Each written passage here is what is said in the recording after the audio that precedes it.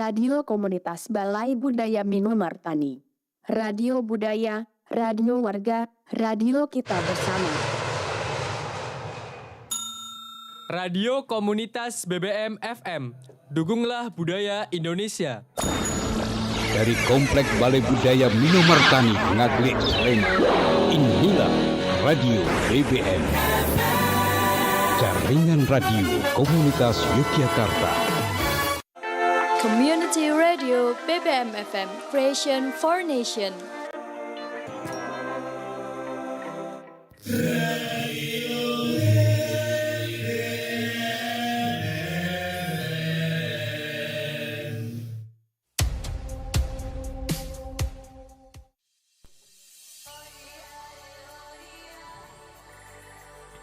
Selamat sore warga budaya. Good afternoon, cultural citizens. My name is Malika and I'm your host for the program Global Chain, where we come together every Wednesday to discuss different cultural aspects of my experiences in Europe or back home, so to say.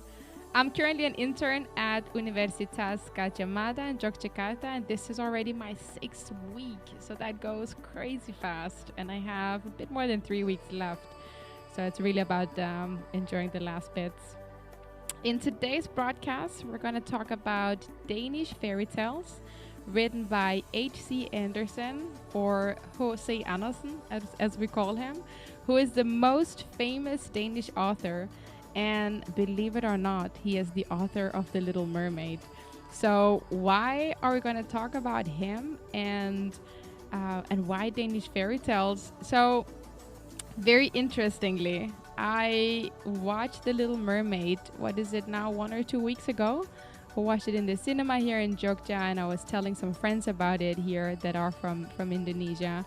And what I realized is that not everyone knows that The Little Mermaid is a Danish story. And even more interestingly, not everyone knows that it has a completely different ending.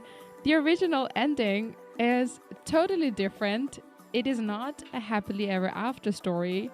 And I'll maybe crush a few childhood memories by saying that in the original story, the Little Mermaid, in pursuing her dreams of becoming a human and having legs, she actually dies on the shore. So she vanishes, she becomes foam, all because she chased her dreams. Her dreams were to be human, so maybe they were, I don't know if her dreams were too high or if they were too ambitious, or maybe they were just different. She just wanted a different life than what she had, and for that she paid the price with her life. And that's a totally different ending, and it gives a totally different meaning. And in telling that story, I realized that there was something here that I wanted to share, something related to culture, definitely, I think. And we're going to sort of uncover that together. In addition to the Little Mermaid experience I had, I'm also currently reading a lot of folklore stories. So as part of my internship, I am grammatically editing folklore stories that students have written. And by reading these stories, I'm getting introduced to such interesting cultural heritage stories. And while reading them, I've been thinking, oh, why don't we have similar stories to reveal something about our culture? And the truth is, we have. I'm just so familiar with them. They're so normal to me that I haven't realized how special they are and how much they might reveal something about our culture. So I really just found that it was much needed to talk about Danish fairy tales. I've been talking about Dutch sayings in this program. I've been talking about Indonesian sayings. So it's about time that we're talking about Danish fairy tales written by H.C. Andersen, and we discuss a little bit what that might or might not mean about Danish culture. So I just want to give a brief introduction to who H.C. Andersen was, just because, as I said, obviously that information might not be familiar to everyone. So really brief, as I said, H.C. Andersen is Denmark's most famous author. He was born in a place called Odense, and I'm saying this purely because Odense is a fun word to pronounce if you're not Danish. Odense is spelled Odense. There is no L in Odense. There is Odense, Odense. So he was born there in 1805. So we've already celebrated his 200th birthday. An old fella. And he came from a very poor family. And interestingly, as the sources tell, he was quite ashamed of being from a poor family.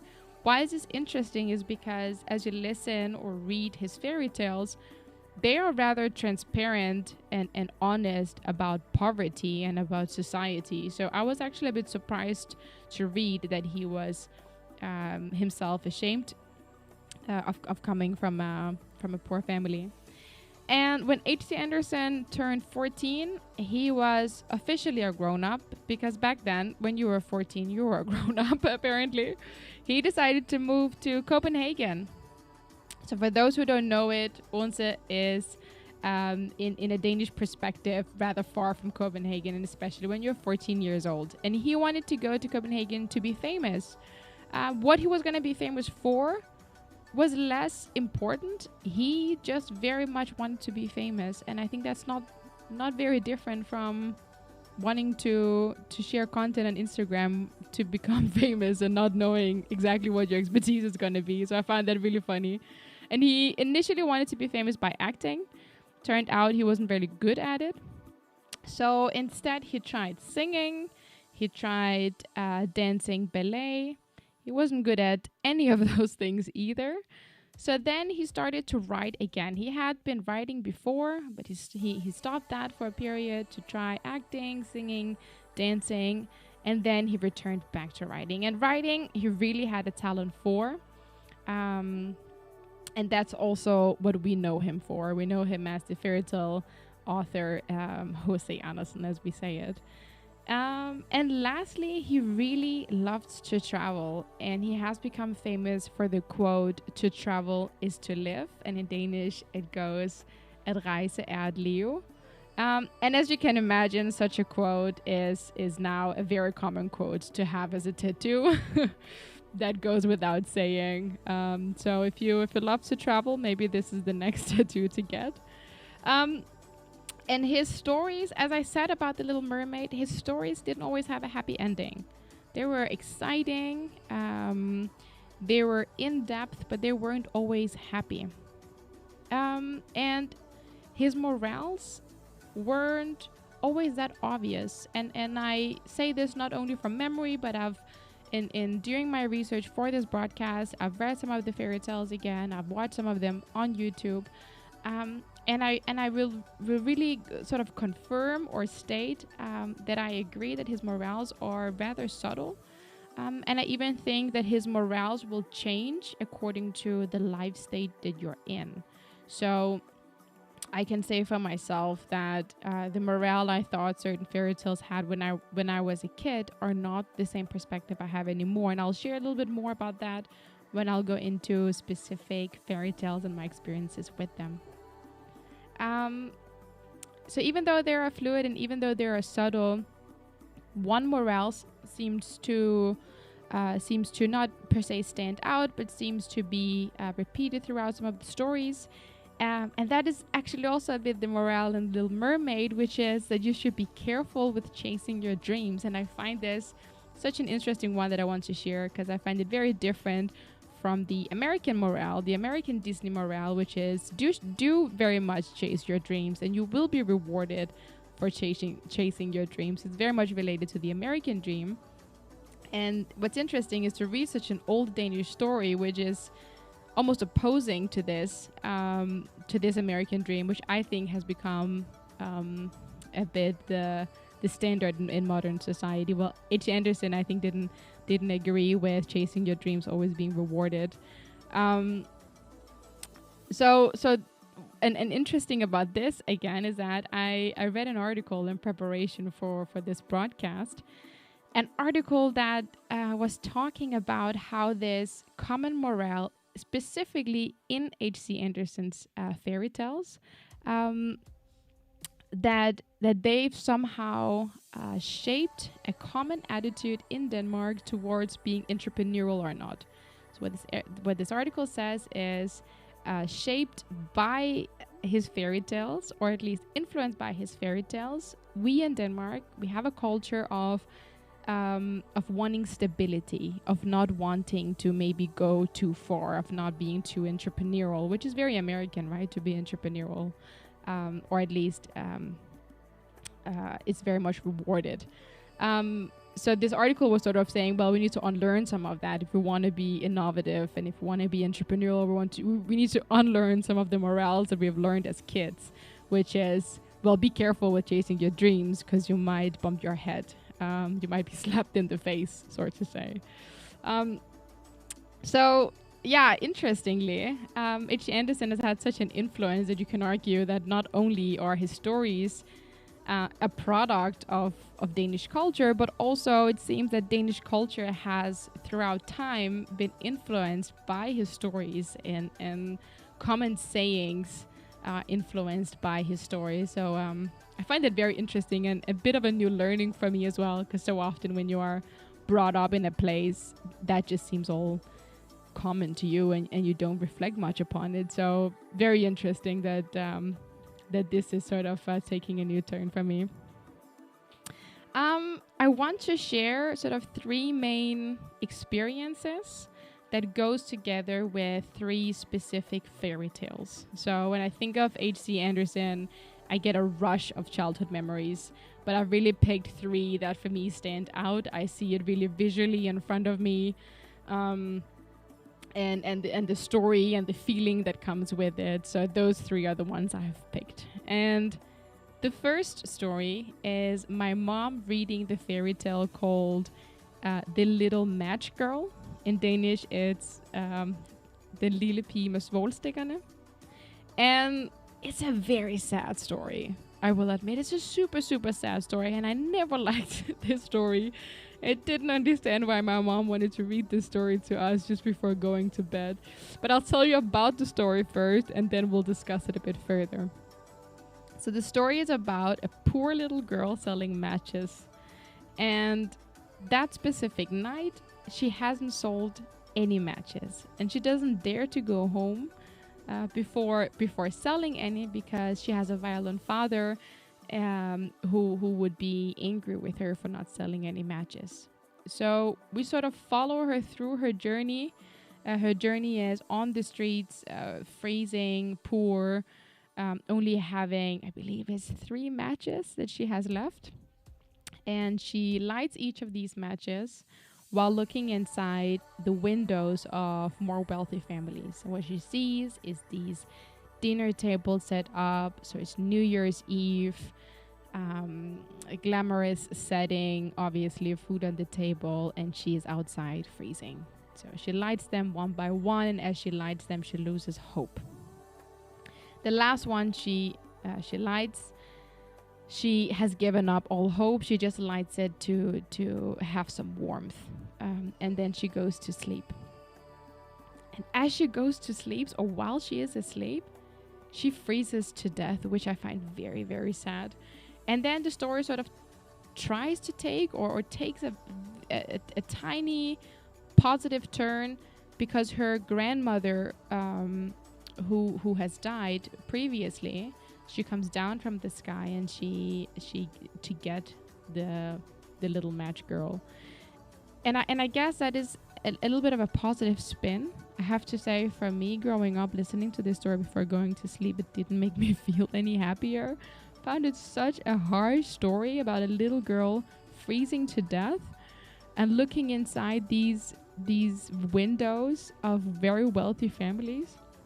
So I've been wondering so often why my mom would read this story to us, and I thought, yeah, I guess she saw a little spin of something positive, or she always would say, it's such a beautiful story. And in my wondering, I decided to call my mom. So I actually called my mom today, and I said, well, you always read this story to us. I never liked it. I found it such a harsh story. Why did you read it? And my mom's answer was, well, Malika, life is unfair.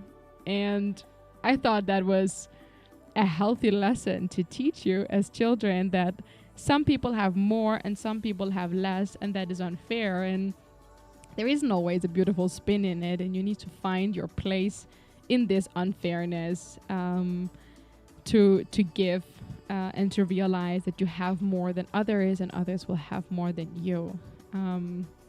And that's the take from it. And that's also because I was trying to look through the internet. I was trying to find a little more positive morale spin, and I couldn't. It states exactly as my mom said as well. Well, life is unfair, and I find that very true. That's my personal opinion. I do think life is unfair. I do think some people have more, some people have less.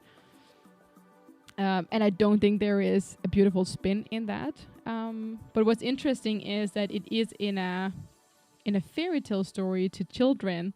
And I think that is so different from maybe the a bit Disney-tized versions that we get.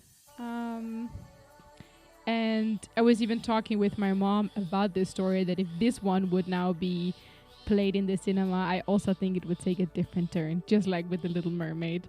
Maybe this is just too harsh of a spin for modern cinema. I'm not sure. The second memory and the second story is from The Ugly Duckling. I played The Ugly Duckling in school. In Danish we call it Den Grimme Ælling. And I played Den Grimme Ælling in school. I think I was 10, maybe a bit less. And I played it together with my fellow students. What is the story about? Very simply put, it's about a duck that looks very different than all the other ducks, than all its other siblings. And it keeps on being bullied, not by its siblings, and still very much loved by its mom, but by everyone else. And we sort of follow this duck's journey through early adulthood, I would say, getting bullied, really learning to hate itself, and then eventually, after surviving a very tough winter, this duck realizes, well, it's not a duck at all. It's a swan. And in becoming a swan, or it has always been a swan, but in knowing now that it is a swan, it starts to love itself, and it starts to find its place with the swans. And as a kid, I always thought that the morale was, if you have patience, you will be beautiful sooner or later.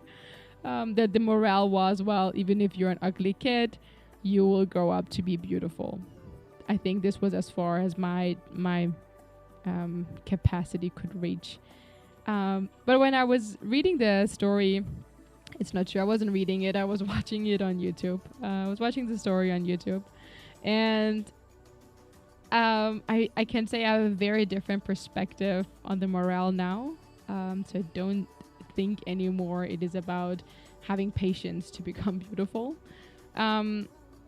Instead, I think it's about finding your people and finding your community instead of persistently and continuously trying to fit in a community where you might not belong.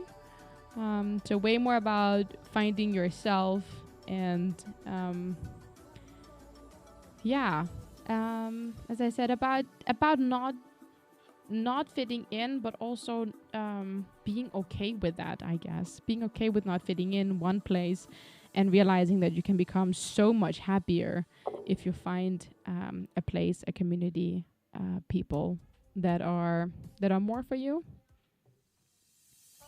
The third and the last example, or not example, but story and experience and memory I want to share is from the fairy tale called The Emperor's New Suit. In Danish, we called it Kejserens nye klæder. And Kejserens nye klæder is about an emperor spending all his people's money on new clothes. And during the fairy tale, so in the beginning, he hires 2 tailors to design his victory uniform. And obviously, it's a victory uniform, it has to be perfect. So these tailors, they ask for all the finest materials, for gold, for pearls, for silk, for everything. And they convince everyone in the palace, including the emperor, that they are super busy creating this unique, amazing victory uniform. While in fact, they are not making anything. They are eating, they're enjoying their lives, they're sleeping in, they're not doing anything. And when the day comes that they have to present this uniform, they present nothing. So there is nothing, and they pretend. So they go about saying, well, don't you see all these fine details? Don't you feel the material? And they convince everyone that if they don't see all of these amazing things, then they are fools. And no one wants to be a fool at the palace. So everyone, including the emperor, they agree. They go along and they agree and they say, oh, well, it is amazing. The emperor puts on nothing because there is nothing. And he ends up walking this parade in the city completely naked. And it's only when a little girl shouts that he is naked that everyone sort of wakes up from this delusion. And they start shouting and they start laughing and they say, oh, well, he's not wearing anything. And then obviously the emperor himself starts to get embarrassed. He realizes he isn't wearing anything. And what's funny is, as a kid, I found this story so ridiculous. I found it so ridiculous. And I remember having a conversation with my teacher saying, but this just cannot happen. Why would grown people pretend that there is something when there isn't anything? That just doesn't happen. That just doesn't make sense to me. And interestingly enough, as a grown-up, when I saw the story again, I thought to myself, well, people do this all the time. And then I thought, that is maybe a bit sad that when I was a kid and I was more honest and I was more transparent, I didn't understand why you would play along. And now as a grown-up, I do see aspects of it coming alive. I do see certain trends, certain hypes being sort of, how would you say it, being pumped up to something that it might not be. People, including myself, definitely, pretending that we taste something that we don't, that we see something that we don't, that we feel something that we don't. And also sometimes playing along in a conversation where you actually don't know what people are talking about, but you don't want to be the fool. So you just go along, and then everyone goes along. And then you end up having a conversation that is just as much of a delusion as the emperor's uniform. It's not non-existent. So I find this story extremely accurate and such a bizarre example, such an extreme example, obviously, of how wrong it can go when you want to hide or when you want to make sure that other people don't think you're a fool. So very interesting story, and this is the story that I want to share with you. So we'll play out the story, and then I hope you can see what you take from it. As I said, the morale is all up to interpretation, so please enjoy.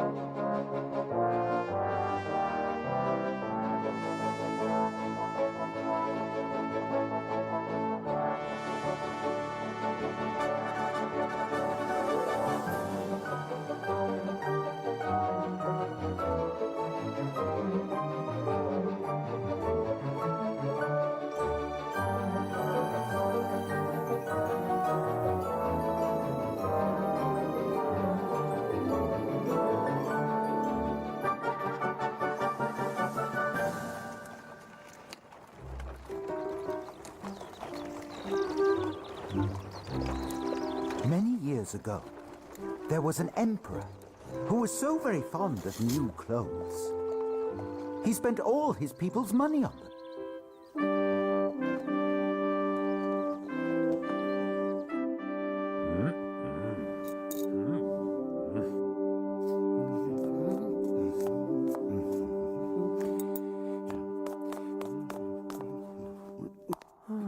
Your Majesty, the farmers are clamoring for food and shelter after last month's thunderstorms. And we need 9 more Lancer battalions if we're to restore order in the east. Not now.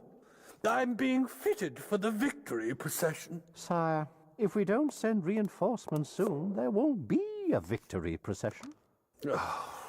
Very well. Oh, also, sire, there are 2 world-renowned tailors to see you. Why? I already have a court tailor, and everyone agrees he's the best in the Empire.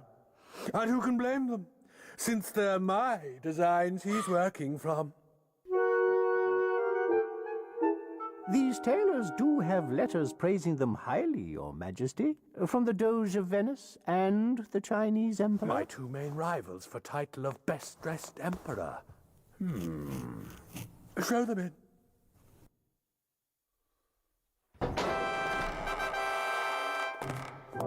Permit us to introduce ourselves, Your Highness. I am Monsieur Flim, haute couturier par excellence.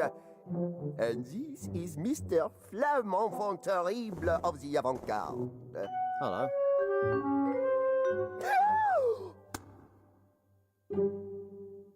What are you wearing, Your Majesty?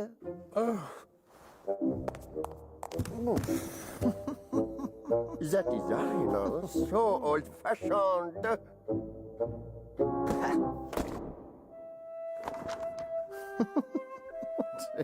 And these fabrics, talk about shoddy. No, wait. I see now. It's for a fancy dress ball, no? Course, and he's going as a clown. Oh, very funny, Your Majesty. Oh, yes. No! This is my victory uniform for the procession. You cannot be serious. But you will be world famous, no? That's a laughing stock. Come, Mr. Flamme. The Emperor of China and the Doge of Venice were wrong. Our talents will not be appreciated here. Ha! They laugh their slippers off when we tell them.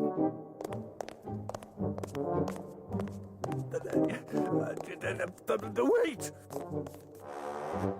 You could do better than this?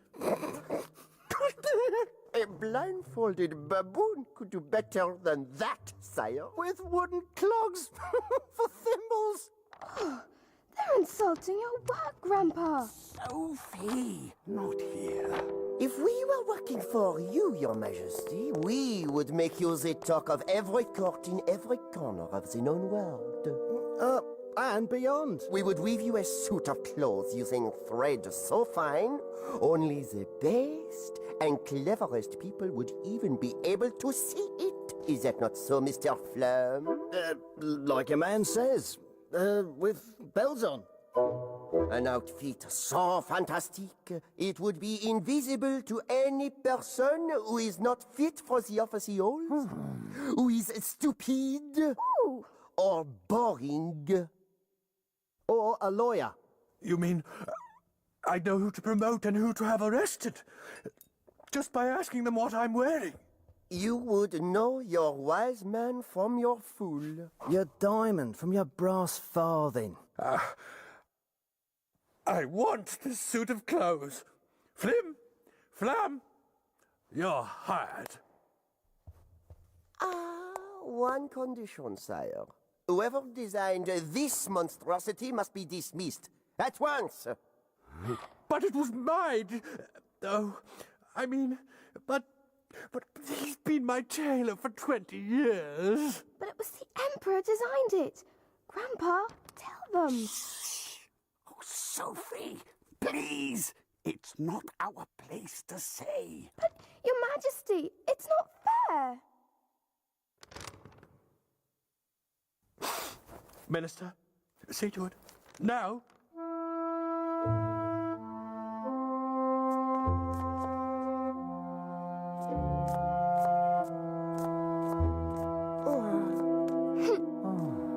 You heard the Emperor. Now collect your wages and be gone.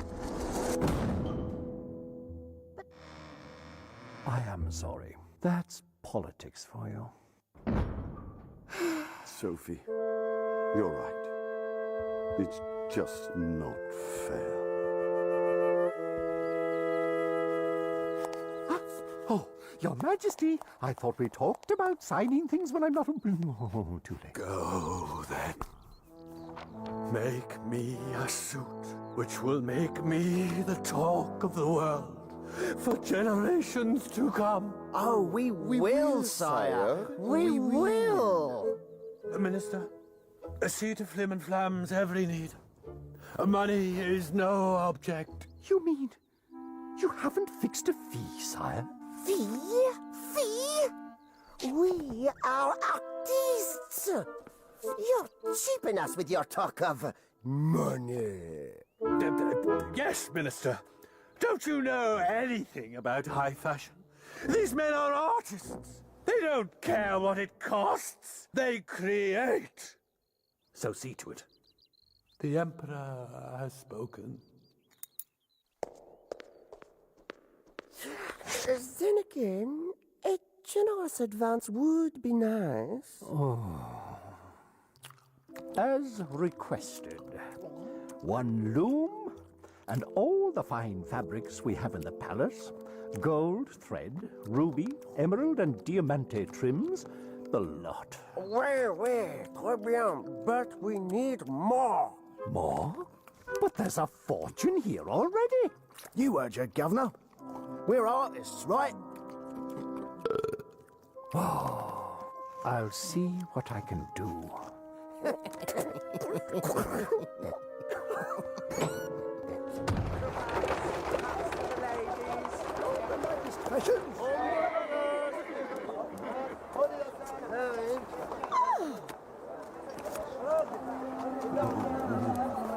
What am I to do, Sophie? No one at court will touch my work now the Emperor's dropped me. And all these fabrics are too dear for most people's pockets. Oh, something will come up, Grandpa. Read all about it. The Emperor's new tailors start work today.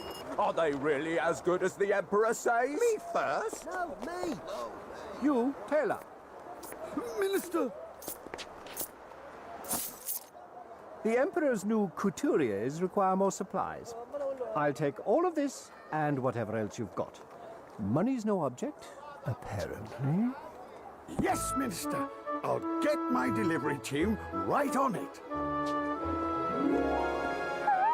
Hooray! Ooh, me back. But what will we do if we can't see the new clothes? Of course we'll be able to see them. Nothing silly about us, is there?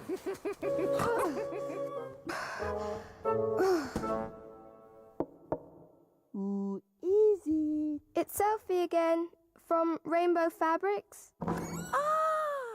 More rich stuff. Très bien. But I carried all this stuff up here for you. Let me look at least. By the looks of you, never.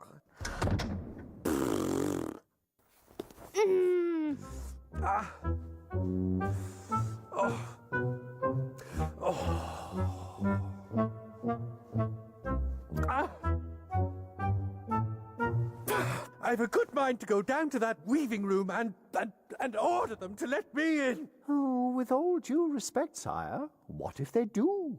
And you can't actually see anything. Good point, Minister. I know. You go down and look at it. Me, Excellency? Yes? You? Well, what are you waiting for? Don't tell me you're scared of being shown up for a fool. Oh, of course not, Your Majesty. What do you mean? There's no more money.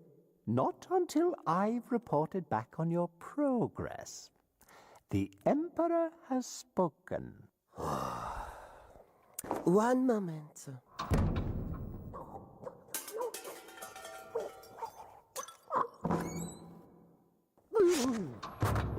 And keep them closed till I say so. Now. C'est magnifique, oui? You cannot believe your eyes, oui? I'm speechless. Oh, the craftsmanship, the way the fabric catches the light. Only a fool would not be struck dumb by its indescribable beauty, no? Oh, well, words do fail me. Feel her! Do it! She is Chinese spider silk, single-stitched. Soft, yes? Like a baby hamster's bottom, no? I really wouldn't know. Come closer. See for yourself how Mr. Flam cross-weaves the gold, silver, and ruby trim into trousers worthy of an emperor. Wasn't easy, Guff. Not with threads this fine like. Breeches. Gold, silver, with cross-woven ruby trim. Yes, write it all down. Tell your emperor everything until his mouth waters. Yes. If you wouldn't mind talking me through each piece individually, well, just so I don't forget anything. And don't forget, tell your emperor everything. I will. Thank you. But I couldn't see a thing. What will I tell the Emperor? I'm disappointed in you, Minister. How could you be so unimaginative? I'm a politician. It's my job to be unimaginative. No matter. Your report was more than detailed enough to convince me Flim and Flam have created a sartorial triumph. Inform the gossip mongers. Authorize the official leaks and rumors. The Emperor's new clothes are the eighth wonder of the world. Oh, the eighth wonder of the world. Phew. Still not. Read all about it, sir. National holiday declared for Emperor's Victory Parade. Why so glum, Pumpkin? We've made all our money back and turned a profit. That's nice. Emperor's new clothes and sneak preview shock. Unofficial leaks minister reveals all. Oh, I just can't believe those rude, horrible men could dress the Emperor any better than you used to. Well, every expert who's seen it has declared it a masterpiece. From the Fashion Police Commissioner to the Minister for Tie Knots. Well, we'll see tomorrow during the parade. Yes, Grandpa. Tomorrow we'll all see. Sad is the new happy. It's official.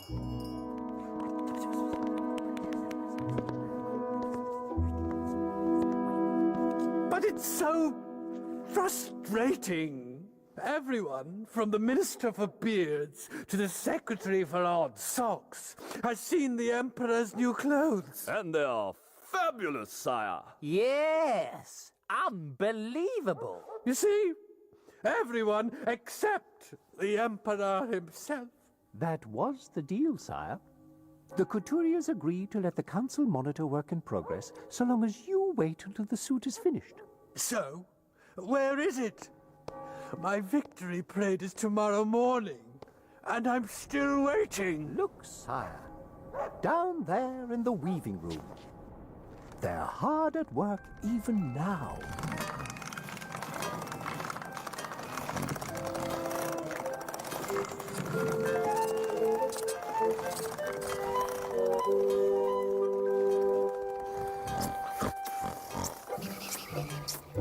You see, Excellency, they promised your suit would be ready for the parade, and it will be. And you're sure it's really as wonderful as everyone says it is?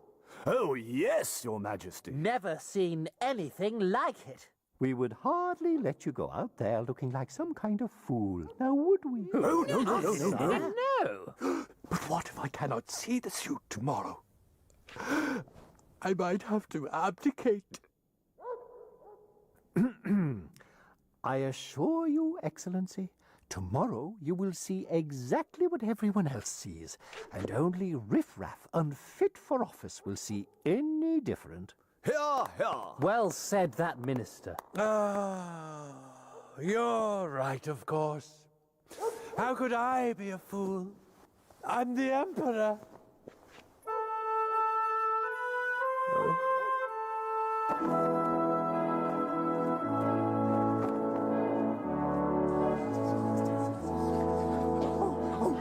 The Emperor's coming. Okay, mon ami. It's a short time. Yeah, sorted, mate, innit? His Excellency, the Emperor!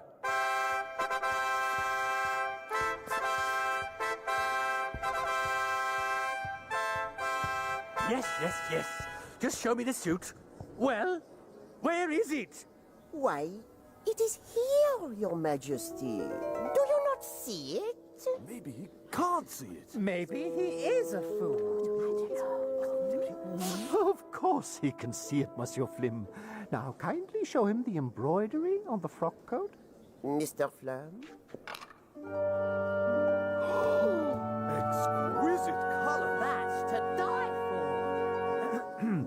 Note the delicacy of the double cross stitching around your royal crest, sire.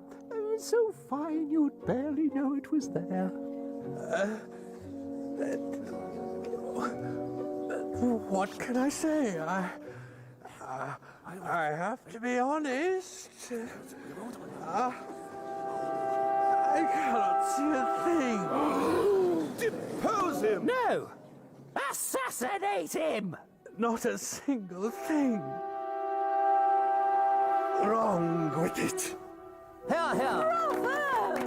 Hurrah!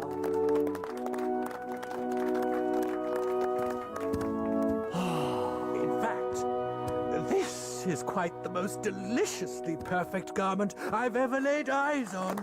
Here, here! Delicious! Perfection itself. Yes! So soft and light to the touch. Show me more, Monsieur Flim. Wait, Excellency. I have a better idea. What? Here? Now? In front of everyone? This is the most wonderful suit of clothes the world has ever known, Your Majesty. Only a fool would hesitate to put it on at once. And I wouldn't want to look a fool now, would I? The Imperial Sash. Oh, yes, I remember that. Such bold design. Yes, those vivid colours. A peacock cloak for a top-notch bloke. Oh, yes, that cloak. So daring, so radical. And the pièce de résistance? Your special hat. Oh, I'm looking forward to this. Yes, I can barely wait. Well, Minister, you can be honest. Does my bum look big in this? It fits you like a second skin, sire. Yes. Yet such freedom of movement. The Emperor is pleased. Remove the screen.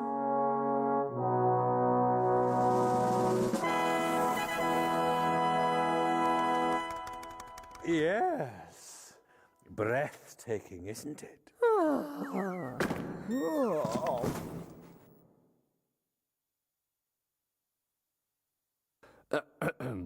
So complex, yet so simple. It is time for the parade. And now the people will see the butterfly I have become. Let us give them the surprise of their lives. Time to scamper like the wind, Mr. Flim, my petit flou. And sharpish, Monsieur Flim, me old china plate. Behold your Emperor in all his newborn glory! Very now. Most chic. But isn't he... Don't want to be taken for a fool, do you? They call it genius. And who am I to argue? I want to see. Grandpa, lift me up, please. Shush, shush, shush. So minimal. Yet so primitive. Only a fool could fail to be impressed. Well, I'm no fool. Neither am I. What a great outfit.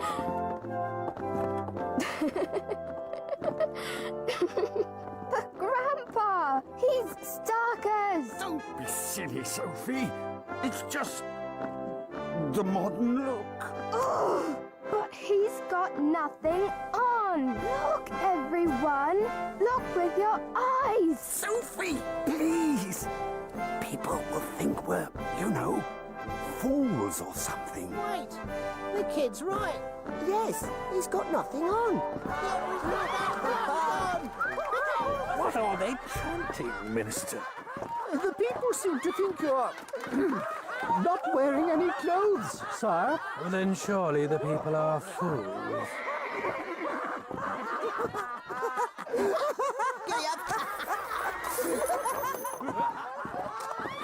Of course.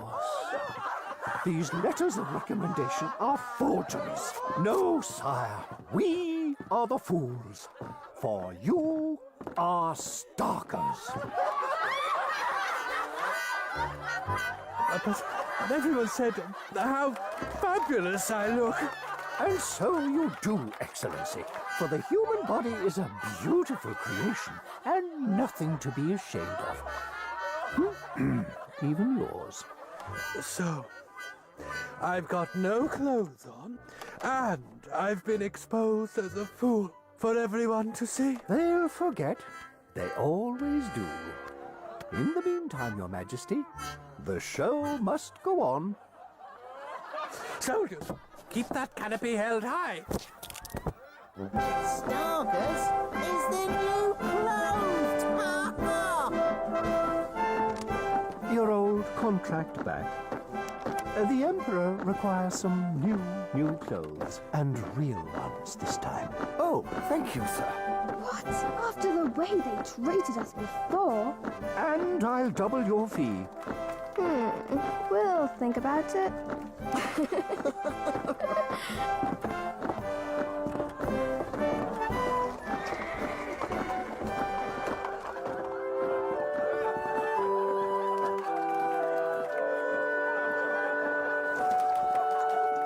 And that, believe it or not, is a true story.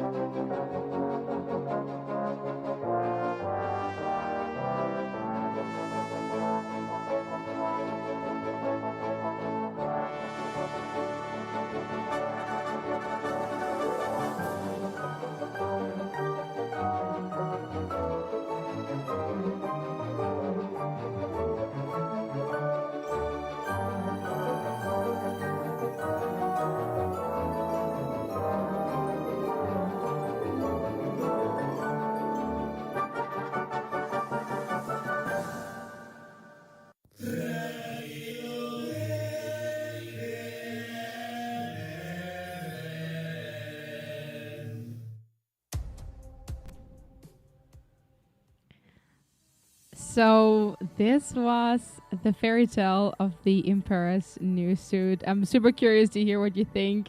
I personally find it hilarious, them going, "Oh, so complex yet so simple," and the biggest fear of them all being, well, people would think we're fools or something, as if that is the worst thing that could ever happen. So I find it very funny, such an irony, such truth in it to me of how we sometimes act.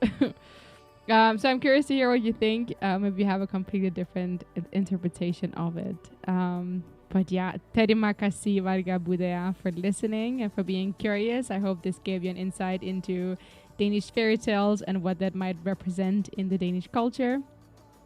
I hope you've enjoyed today's program, and I'm super curious to hear your opinion. And have a great night. Warga budaya dan sampai jumpa di siaran berikutnya. Bye bye.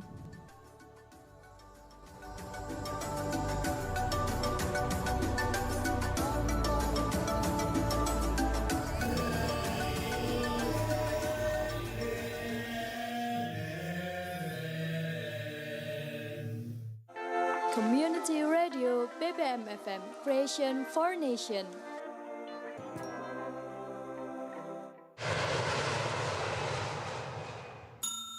Radio Komunitas BBM FM. Dukunglah budaya Indonesia. Terima kasih.